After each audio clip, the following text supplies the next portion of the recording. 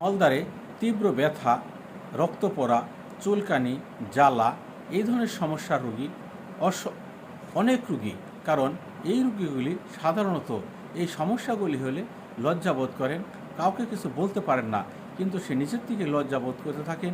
এই সমস্যাগুলি দিন দিন বৃদ্ধি পাইতে থাকে। আর এই সমস্যাগুলি হলো অর্শরোগের বা ভগন্তের পূর্ব লক্ষণ। এই লক্ষণগুলো যদি আপনারা প্রথমেই চিকিৎসা করেন তাহলে অল্প দিনের মধ্যেই আপনারা ভালো হয়ে যাবেন। আর যদি এই সমস্ত রোগ নিয়ে আপনারা অপেক্ষা করতে থাকেন, পরবর্তীতে কঠিন রোগের আপনারা সম্মুখীন হবেন। আর যখন রোগটা কঠিন হয়ে যাবে তখন ম্যাক্সিমাম রোগীরাই করেন কি, অ্যালোপ্যাথি ডাক্তারের কাছে গিয়ে অপারেশন করেন। কিন্তু অপারেশনে এই সমস্ত সমস্যার সমাধান ততটা হয় না।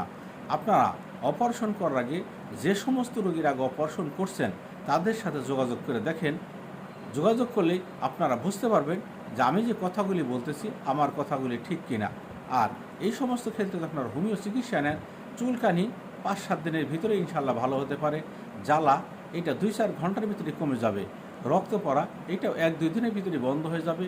কিন্তু যদি ভিতরে ইনফেকশন থাকে সেই ক্ষেত্রে আপনারা একটু বেশি দিন চিকিৎসা নেন, ইনশাল্লাহ সারা জীবনের জন্য সুস্থ হবেন। তখন আপনাকে আর এই রোগে কষ্ট করতে হবে না। এই রোগটি অনেকেরই বংশগতভাবে হয়, অনেকের আছে খাবারের সমস্যা বা মল যদি টাইট হয় তখন এই ধরনের সমস্যা হতে পারে। বংশানুক্রমে যে সমস্যাগুলি হয় সেই সমস্যাগুলি চিকিৎসা করতে গেলে একটু বেশি সময় লাগে।